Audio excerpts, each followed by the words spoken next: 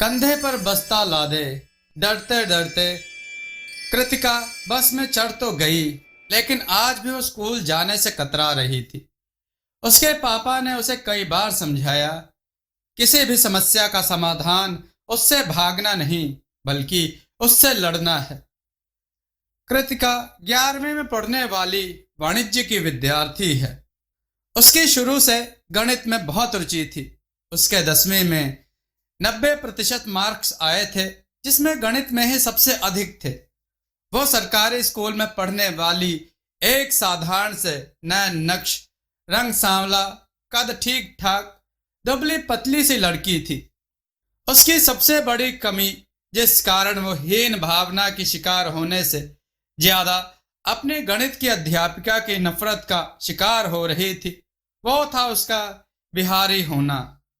भीड़ भरी बस में कृतिका भगवान से प्रार्थना कर रही थी कि काश आज सुषमा मैम के डांट से बच जाऊं। जैसे ही बस डाबडी मोड़ पहुंची, उसने झुककर शीशे से मंदिर की तरफ देखकर अपने दोनों हाथ जोड़ लिए। तभी पीछे से आवाज आई, ओए डंडा पकड़ ले, मंदिर से भगवान निकलकर तुझे बचाने नहीं आने वाले। यह आवाज थी उसकी सहेली अनन्या की, जो एक स्टॉप पहले बस में चढ़ी थी। दोनों पक्की सहेली बन गई थी कुछ ही दिनों में। स्कूल अलग था, लेकिन ट्यूशन दोनों एक साथ पढ़ती थी। कृतिका बिहारी और अनन्या बंगाली परिवार से, तो जल्द ही दोनों के परिवार वाले भी एक दूसरे के दोस्त बन गए। खान पान और रहन सहन भी एक जैसा था। बस अंतर था तो इतना ही कि अनन्या की मम्मी सरकारी हॉस्पिटल में नर्स थी और कृतिका की मम्मी हाउस वाइफ। अनन्या और कृतिका की खूब पढ़ती। दोनों के रंग रूप में जमीन आसमान का अंतर था, पर स्वभाव बिल्कुल एक जैसा। कृतिका के बिल्कुल विपरीत दिखती थी अनन्या। रंग गोरा, तीखे नैन नक्श, छोटे छोटे बालों में भी गजब की खूबसूरत दिखती थी वो। पहली बार जब कृतिका उससे मिली थी तो उसकी एक झलक देखकर ही लगा जैसे वो कोई परी हो। बस के झटके से जैसे कृतिका का बैलेंस बिगड़ा, झट से अनन्या ने उसे थाम लिया। साथ वाली सीट पर बैठी आंटी भी खड़ी हो गई और बोली, बैठो तुम दोनों, मेरा स्टॉपेज भी आने वाला है। दोनों ने चैन की सांस ली। आंटी के उठते ही उस सीट पर बैठते ही अनन्या ने कृतिका से पूछा, क्या हुआ यार, क्या मन्नत मांगती रहती है तू इस जगह? ये फालतू की जगह है जो मंदिर जैसी दिखती है, पर यह किसी भगवान का मंदिर नहीं है। यहाँ सब उल्टे पुल्टे काम होते हैं। कृतिका बोली, नहीं यार, मैं नहीं मानती इस बात को। मेरी प्रार्थना जरूर सुनेंगे इस मंदिर में बैठे भगवान। फिर देखना, सुषमा मैम कुछ नहीं बिगाड़ पाएंगी मेरा। अनन्या अपना सिर पकड़कर बैठी और बोली। फिर कहा, उस टीचर ने कुछ तुझे? क्यों वो तेरे पीछे पड़ी है? तू अपना स्कूल ही चेंज करवा ले और आजा मेरे स्कूल में। कृतिका अपना स्कूल छोड़ने वाली नहीं थी। बड़े मुश्किल से इस स्कूल में उसे दाखिला मिला था। उसके सपनों को उड़ान देने की नींव यहीं से मिलेगी, वो जानती थी इस बात को। जब 6ठी कक्षा में दाखिला उसे इसी शर्त पर मिला कि वो संस्कृत की जगह पंजाबी विषय लेगी। जब उसके माता पिता को अपनी भाषा में बात करते सुना तो टीचर ने पूछा, तुम बिहारी हो? बड़े गर्व से बोली थी कृतिका, हाँ, मेरे माता पिता का जन्म बिहार में हुआ और मैं दिल्ली की हूँ। अभी तक बिहार गई तो नहीं, पर जाऊंगी जरूर एक दिन। उसके ये शब्द दो टीचर बड़े ध्यान से सुन रहे थे। प्रिंसिपल मैम ने तो साफ इनकार ही कर दिया था कि एडमिशन एरिया वाइज होता है, तो तुम जहां रहती हो वहां पालम गांव के स्कूल में पढ़ो।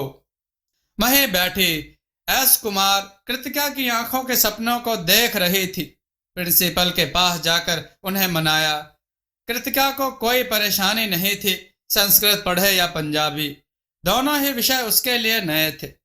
6ठी से 10वीं तक बहुत अच्छा समय गुजरा कृतिका का अपने स्कूल में। 11वीं में विषय चुनने में भी एस कुमार मैम ने ही उसकी मदद की, पर ना जाने क्यों मैथ टीचर सुषमा मैम को कृतिका के मैथ लेकर पढ़ने में आपत्ति थी। वो कहती, मैथ तुमसे संभलने वाला नहीं, क्या करोगी मैथ पढ़कर? तुमको तो बिहार में ही रहना है ना। तेरे माँ बाप गांव में शादी करवा देंगे 12वीं पास करते ही, फिर चूल्हा ही तो फूंकना है तुम्हें और गोबर के कंडे बनाओगी। तुम्हें कॉमर्स लेकर पढ़ने की जरूरत क्या है? आर्ट्स लेकर पढ़ो या फिर जाओ हिंदी लेकर पढ़ो। हिंदी तो उसका रग रग में था, पिता हिंदी के लेखक, घर में हमेशा हिंदी की मैगजीन और किताबों का अंबार लगा रहता, पर गणित में तो उसकी जान बसती थी। कृतिका बहुत दुखी हो जाती सुषमा मैम की बातें सुनकर। शायद ही कोई दिन ऐसा बीतता जब उसे मैथ क्लास में पनिशमेंट ना मिलती। कारण क्या होता वो तो खुद नहीं समझ पाती। 10वीं तक हिंदी माध्यम से पढ़ने के बाद 11वीं में अंग्रेजी माध्यम से मुश्किल तो हो रही थी उसे पढ़ाई में, पर वह मेहनत करने को तैयार थी। पिछले महीने ही ये डाबडी मोड़ पर मंदिर बनकर तैयार हुआ था। बस तब से रोज कृतिका दूर से ही मंदिर से गुजरते वक्त दोनों हाथ जोड़ लेती। अक्सर सोचती किसी दिन इस मंदिर के अंदर जरूर जाऊंगी। अनन्या उससे कहती, भगवान तभी देते हैं साथ जब तुम करते हो अपना काम। तुम्हारे कर्मों का फल मिलता है तुम्हें, भाग्य देता तभी साथ जब करते तुम पूरी मेहनत। मंदिर में दीप जलाने से पहले मन में ज्ञान का दीप जलाओ।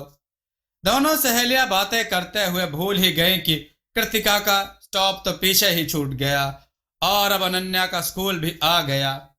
ओह, ये तो कृतिका आज फिर लेट हो जाएगी तू, इसलिए कहती हूँ मेरे ही स्कूल में एडमिशन करवा ले।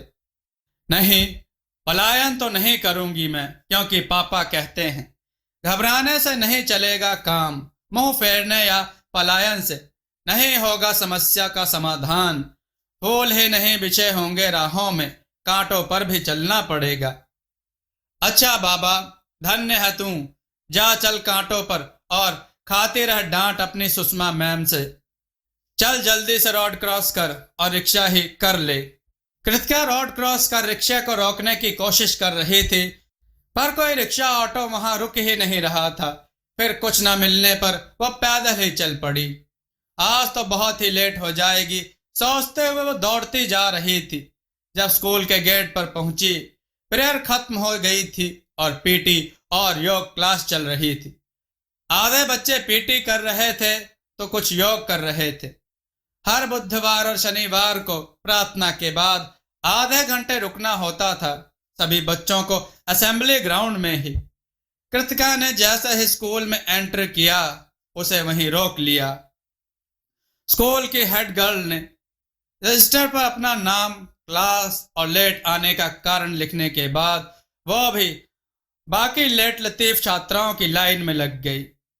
तभी गेम टीचर गुप्ता मैम आई और सभी बच्चों को पूरे स्कूल के 10 राउंड दौड़ने के बाद स्कूल के पीछे वाले हिस्से में बिखरे कागज कूड़े को साफ करने के पनिशमेंट देकर चली गई। कृतिका ने जब असेंबली ग्राउंड में अपनी क्लास को नहीं देखा तो उसे याद आया आज तो मैथ की एक्स्ट्रा क्लास है 0 पीरियड में। ओह माय गॉड, आज की क्लास मिस हो गई। सुषमा मैम वैसे ही कोई ना कोई बहाना ढूंढती हैं मेरी कंप्लेन करने का। आज बचा लो भगवान, छुट्टी के टाइम मंदिर में दर्शन करके जाऊंगी, डाबडी वाले नए मंदिर में, और हो सका तो लंच ब्रेक में ही अपने स्कूल के साथ वाले मंदिर में माथा टेकने जाऊंगी। कृतिका का स्कूल एक बड़े से मंदिर परिसर की दीवार से ही सटा हुआ था, जहां से हमेशा राम नाम का जाप सुनाई देता। इस मंदिर पर भी उसकी बहुत आस्था थी। यह मंदिर बहुत पुराना था, पहले छोटा सा ही था जब उसने 6ठी कक्षा में इस स्कूल में एडमिशन लिया था। फिर धीरे धीरे मंदिर का निर्माण कार्य का विस्तार होता रहा और अब बहुत बड़े मंदिर परिसर में बड़ा सा मंदिर बन गया है। वह भी राम राम की धुन में रम गई। मंदिर से आती राम राम की धुन के साथ राम राम करती। उसने हमेशा यह बात गौर की थी कि उस मंदिर से राम राम की आवाज के साथ विषम संख्या में गिनती आगे बढ़ती है। ऐसा क्यों किया जाता है, यह सवाल उसके मन में दबा ही रहा। कृतिका धार्मिक परिवार से है। बचपन से ही माता पिता को मंदिर जाते और घर में पूजा पाठ करते देखती आई है, तो उसकी भी आस्था बढ़ गई। कोई भी मंदिर, गुरुद्वारा, मस्जिद या चर्च, वो हर धार्मिक स्थल का सम्मान करती। स्कूल ग्राउंड का राउंड लगाते हुए जैसे ही वह अपनी क्लास की खिड़की की तरफ गुजरी, उसने देखा क्लास चल रही थी। वह वहीं खिड़की के पास खड़ी हो गई, टीचर की नजर बचा ब्लैक बोर्ड पर नजरें गड़ाए थी।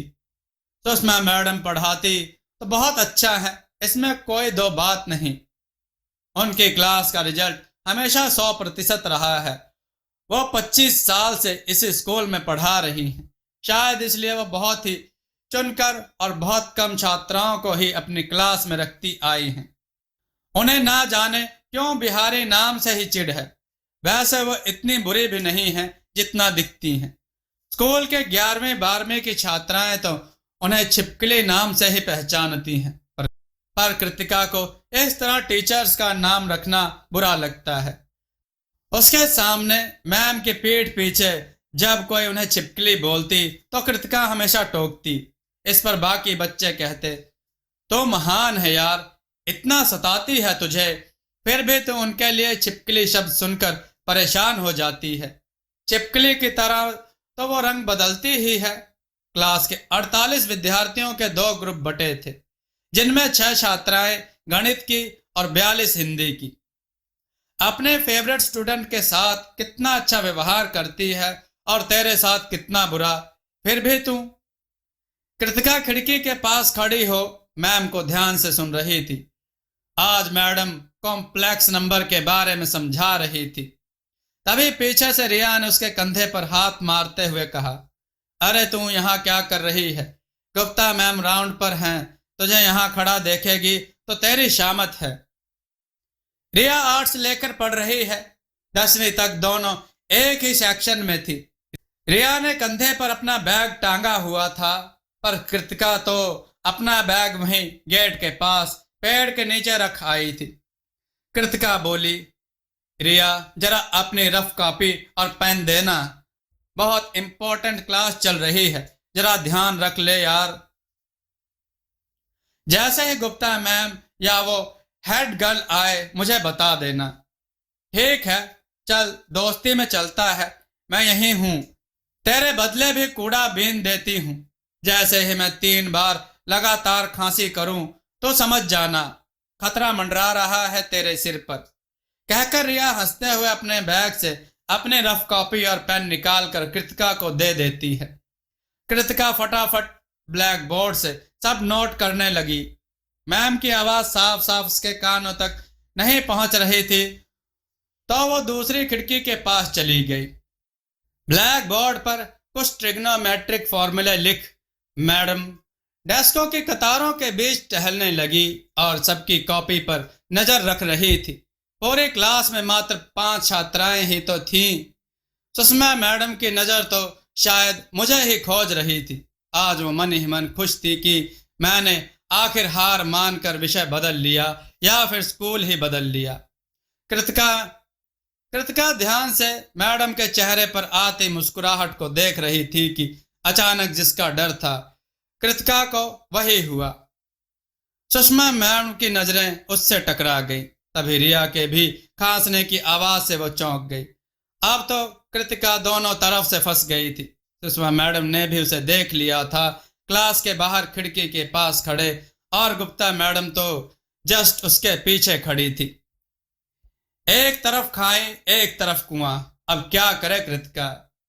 बस फिर से सभी देवी देवताओं को याद करने लगी। हे भगवान, कृपया कृपया कर बचा लो। आज 1.25 रुपए का प्रसाद चढ़ाऊंगी, नए मंदिर में माथा टेकने जरूर जाऊंगी। कृतिका डर से कांप रही थी। सुषमा मैडम खिड़की के पास आकर खड़ी थी और गुप्ता मैडम उसके सर पर पीछे से चपेट लगाती हैं। तभी असेंबली ग्राउंड में माइक पर घोषणा होती है, स्कूल के सभी लोग ग्राउंड में उपस्थित हों। कृतिका की जान में जान आई जब दोनों टीचर उसे बिना कुछ कहे चली गई। रिया ने उसे हिलाते हुए कहा, चल अब क्यों खड़ी है, जल्दी से असेंबली ग्राउंड में पहुंचना है। कुछ तो गड़बड़ है। कल रात को मेरी मम्मी बता रही थी कि रीना पिछले एक हफ्ते से हॉस्पिटल में एडमिट है। रात को ज्यादा तबीयत खराब हो गई थी। कौन रीना? अरे वही हमारे सेक्शन डी वाली। वो हमारी ही कॉलोनी में रहती है। हमारा उसके घर आना जाना भी है। चल बाद में बताऊंगी उसके बारे में। अभी तो जल्दी चल, प्रिंसिपल ने क्यों सबको बुलाया है? रिया ने कहा और दोनों वहां से तेज कदम बढ़ाती हुई असेंबली ग्राउंड में पहुंच गए। प्रिंसिपल मैडम माइक के सामने खड़ी हो बहुत ही दुखी दिख रही थी। बच्चों की कानाफूसी की आवाजें आ रही थी। अरे क्या हुआ है मैम को? अभी तो ठीक थी, शायद कोई मर वर गया क्या? कोई कहता आज की छुट्टी हो जाएगी। तभी गुप्ता मैडम की तेज आवाज से सब शांत हो गए। Pin drop silence. Principal madam ने सभी को 2 मिनट का मौन रखने के लिए कहा। 2 मिनट बाद जब मैडम ने बताया कि कक्षा 11वीं डी के 5 बच्चों की मौत हो गई है। अभी अभी हमें सूचना मिली है। आप सभी शिक्षक, शिक्षिका और विद्यार्थियों से निवेदन है कि संभल कर रहें। शायद हमारे विद्यालय में कुछ गलत हो रहा है। सभी बच्चों से एक बात कहना चाहूंगी कि आप लोग किसी के बहकावे में न आएं और किसी का दिया हुआ ना खाएं, चाहे वो प्रसाद कहकर ही आपको खाने को दे। रीना, मोनिका, शिखा, रिया और अनामिका, इन 5 की अचानक मौत का कारण अभी पता नहीं चला है। आप सभी अपनी कक्षाओं में जाइए और कृपया शांति बनाए रखिए। आज हो सकता है कि पुलिस इन्वेस्टिगेशन के लिए हमारे स्कूल आए। आप सभी घबराइएगा नहीं। यदि हमारे स्कूल में कुछ गलत हो रहा है तो वो सच उजागर होना आवश्यक है। सभी अपनी कक्षाओं में चले जाते हैं। पूरा समय डर का माहौल बना रहा स्कूल में। सभी बच्चे घबरा रहे थे। एक ही सवाल सबके मन में था, क्या हुआ होगा उन 5 के साथ? एक ही सेक्शन के 5 बच्चे एक ही दिन कैसे मर सकते हैं? कृतिका को याद आया, रिया भी तो उसी सेक्शन में है। सुबह वो रीना के बारे में कुछ बता रही थी। छुट्टी के बाद घर लौटते वक्त डाबडी वाले मंदिर के आसपास पुलिस गाड़ियां खड़ी देख मन में घबराहट तो हुई। अनन्या उसके पास आकर खड़ी हो गई। अच्छा बता, आज का दिन कैसा रहा? आज तेरे सुषमा मैडम ने पनिशमेंट तो नहीं दी? अनन्या बोली। कृतिका की आंखों में आंसू देख उससे रहा नहीं गया। रुक, आज ही मैं अंकल आंटी से बता रही हूं तेरा स्कूल चेंज करवाने के लिए। इस तरह कब तक चलेगा? नहीं यार, आज बहुत बड़ा हादसा हुआ हमारे स्कूल में। कृतिका ने सब कुछ अनन्या को बता दिया जो प्रिंसिपल मैडम ने असेंबली में बताया था। अनन्या बोली, हो ना हो, मुझे लगता है इसका कनेक्शन इस मंदिर से जुड़ा है। देख, शायद इसलिए यहाँ पुलिस आई है। कुछ तो बहुत बड़ा चल रहा है यहाँ, जिसका असर उन बच्चों पर पड़ा और ना जाने कितने और बच्चों की जान खतरे में है। घर आकर भी बार बार कृतिका के मन में यही चल रहा था कि आखिर क्या हुआ होगा। उसकी भूख प्यास सब खत्म हो गई थी। मित्रों, कथा का यह भाग आपको कैसा लगा कमेंट में अवश्य बताइएगा, और आगे की कथा सुननी है तो कमेंट में जरूर लिखिएगा। दोस्तों, आपको यह कथा कैसी लगी अपने विचार और सुझाव कमेंट में जरूर दें। हमारी कथाओं को लाइक करें, हमारे चैनल को सब्सक्राइब करना न भूलें। हमारी कथाओं को शेयर जरूर करें जिससे लोगों को अच्छा ज्ञान प्राप्त हो। जय श्री राम भक्तों।